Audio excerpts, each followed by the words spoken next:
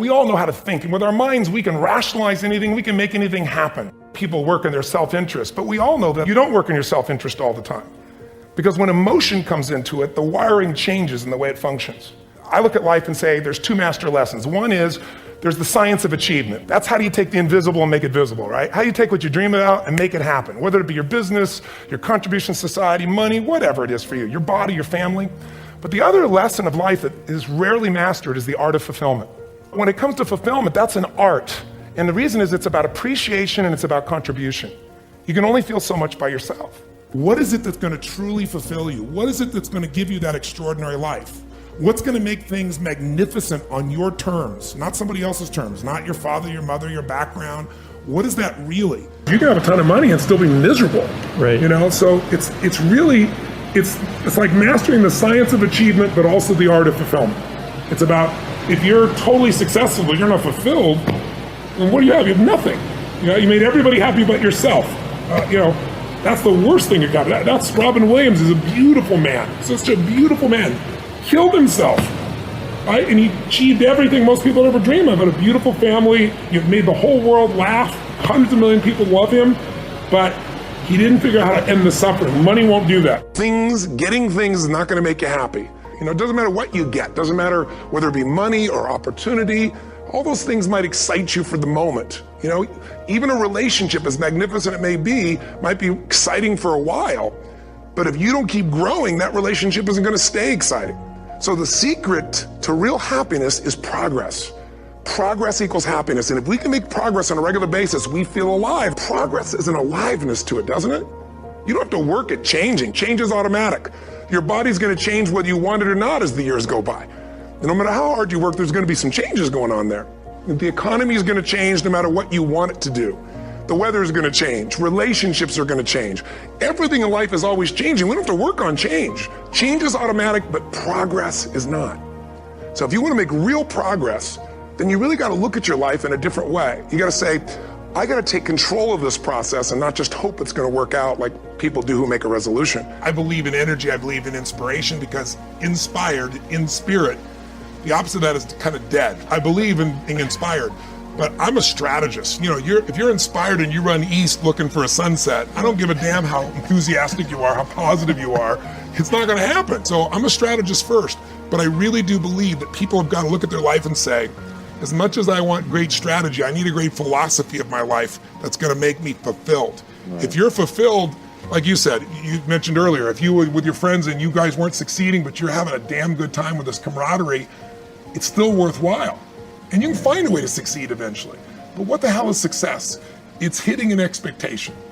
And I always tell people, man, trade your expectations for appreciation, and it's a whole new world instantly. Yeah. If you can appreciate this moment, if you can't find ecstasy in this moment, in a conversation with a friend, and looking in your wife's eyes, being with your children, going on a run, if you can't find ecstasy now, I'm here to tell you, more money, more people, more love, more business, more anything is not going to give you more ecstasy. Right. If you can't do it here now, you're not going to do it there when you got more. Right. So why not do it now and have a rich life right now? I tell people, money, that's one thing. Like having financial abundance, there's skills, that's a science. But wealth, it's a decision. It's like you can be wealthy right now. I live in Fiji a good portion of the time. There are these villagers there. They're the richest people I know. They're happy, they laugh, they love, they don't give a damn about the economics. Other people say they're poor. When I first went there, I was trying to do things for them. I'm like, what are you talking about? I'm so happy. Wealthy people come over from the United States and they go travel around and try to figure out what to do, and they're going to spend 9 years to do this and this and this so they can finally sit down and be happy. And the Fijian guy goes, why don't you sit on the beach right now, dude, and experience it? Why spend the 9 years? Why not have it now? That's my invitation. In the end, what we get will never make us happy. I don't care how many stars on your chart, how many Academy Awards, how much money you make. What makes us happy is progress. Progress equals happiness. If you're not growing, you're dying inside. If you find your passion, you're gonna have this tremendous energy. It's sustainable energy. But momentum requires you always do the next thing to keep the momentum going. And the reason you get yourself in a passionate place is so that you change your life, and the only thing that changes your life is making a decision. So while you're in this passionate state, that's where you make decisions. When people talk about work-life balance, I was talking to Mary Calhoun Erdos, who's Morgan Stanley, she manages $2.6 trillion with a T dollars. Probably the most influential woman in the financial world, brilliant woman. And I asked her, because I was interviewing 50 of the smartest financial people on the face of the earth. I said, I know you're a very deeply caring mom and wife, and how do you balance all that? And she said, Tony, she goes, I read this in one of your books. She didn't quote it, but she goes, there is no such thing as work-life balance. There's only work-life integration. And I really believe that in my soul. So in my companies, my wife and I, we live our mission together. We're 24/7, 365 together, and we love it because we're driven by the same things. One of my sons is a partner in several of my financial businesses. One of my other sons is in the coaching business. My daughter's an actress and, totally different business, but she cares for people the same way. So there's a common denominator within our family. We're all so mission driven that we don't have to separate the two. When your family's involved in your mission, you're not pulled apart. You're pulled together in the same direction. I think the hard part is so many families have totally different lives and they come together when they're exhausted and try to have a relationship together, and I think that's really hard for people today. I always encourage people to say, listen, in your partnership in life, you want to find somebody who's your best friend, because intimacy and passion is easy to turn on, but friendship is not. And if you have a friend who shares your values and your mission, and if you're privileged enough to do things together as a business owner, I find that to be the greatest possibility of that work-life integration. When does a man or woman die? When their dreams die. When do we die? When we stop developing ourselves, expanding our minds, challenging ourselves, raising the bar on ourselves. The best thinking that I had at that point in my life had produced this life that I have.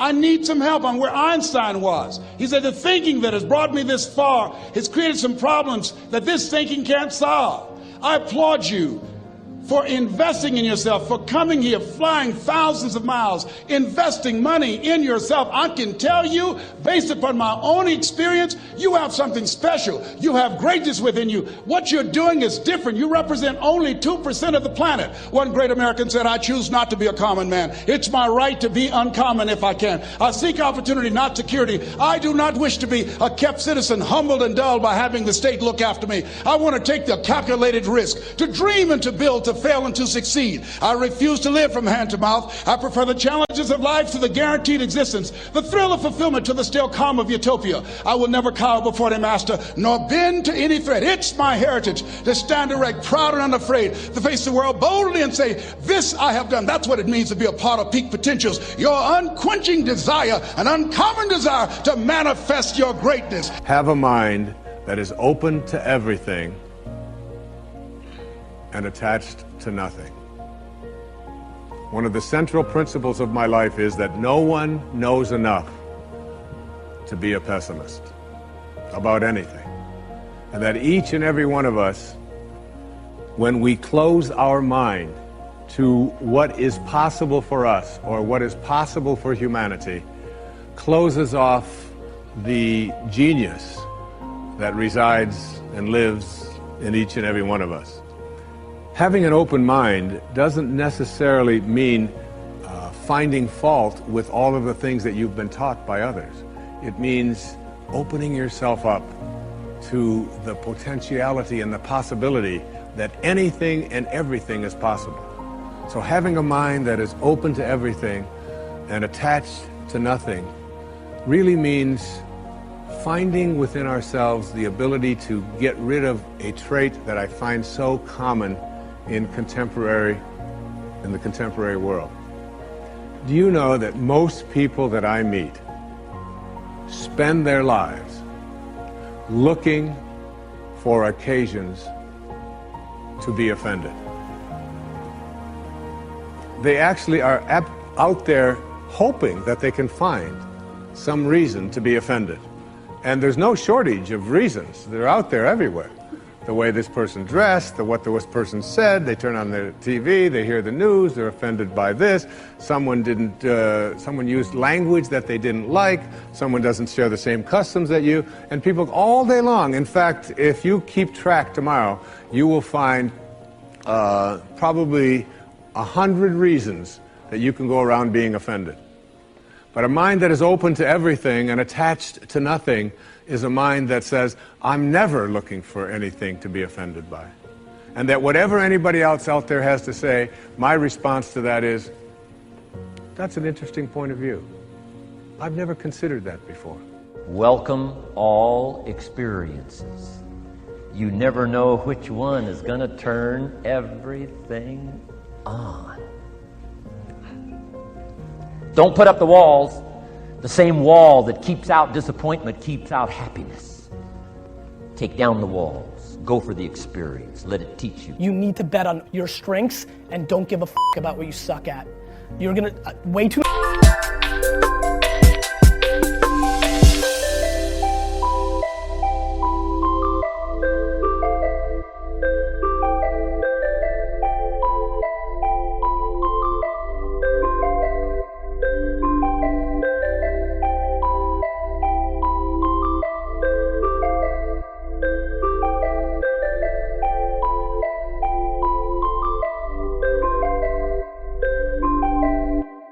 many people in this room are gonna spend the next 30, 40 years of their lives trying to check the boxes of the things that they're not as good at, and that you're gonna waste a load of time and lose. I highly recommend auditing yourself, or if you have no empathy or EQ or self-awareness, then find somebody in your family or friendship that does and let them tell you who you are. And once you believe that, either for yourself or someone else told you, go directly all chips all into that, because that is the only possible way, in my opinion, watching from the outside, that is, let me rephrase, that is a very highly likely way of over-indexing, because the truth is, if you want to be an anomaly, you've got to act like one. You know, like, and so that's it. That's what I got. So thanks for having me.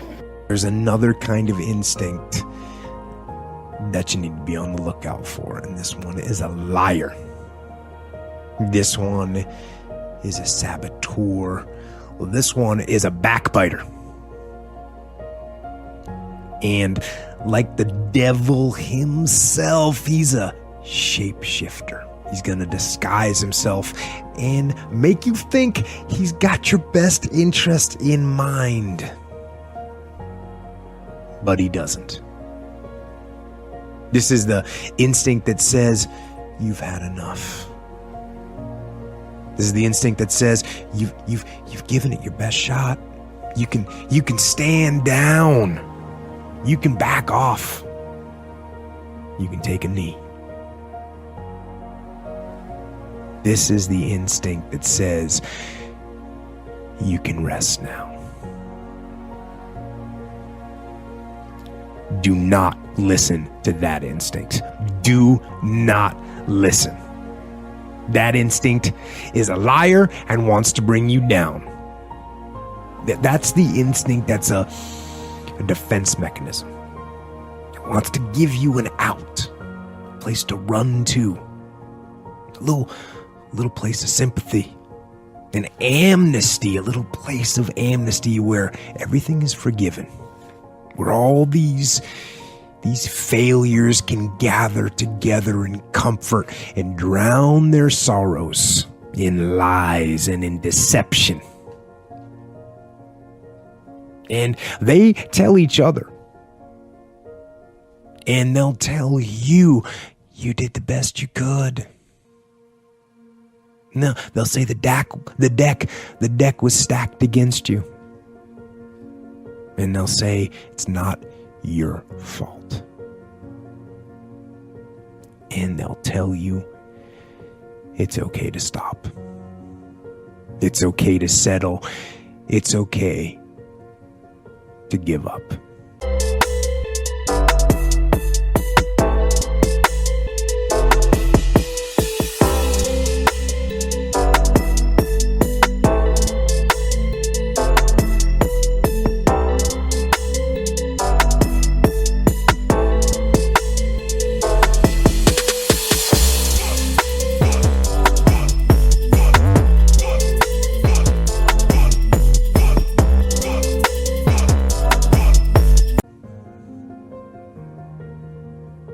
And that is the instinct you need to fight. You need to push back, to smash into the ground.